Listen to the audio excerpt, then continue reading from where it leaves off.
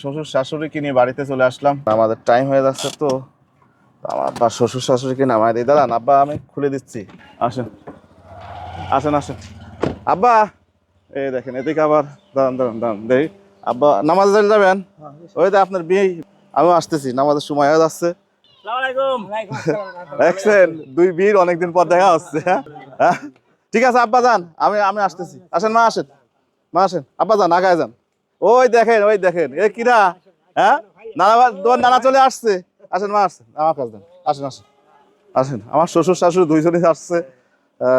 আসেন, আমি নিজেই গাইড করে নিয়ে আসলাম। যান, চলে যান। যাও তোমার নানিমাকে নিয়ে যাও, তোমার নানিমাকে নিয়ে যাও। যাও যাও যাও, চলে যাও, ভিতরে চলে যাও।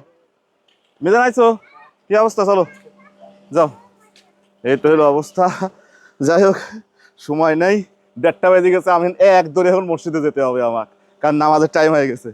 এই মিজান, আমি নামাজ পড়ে আসতেছি।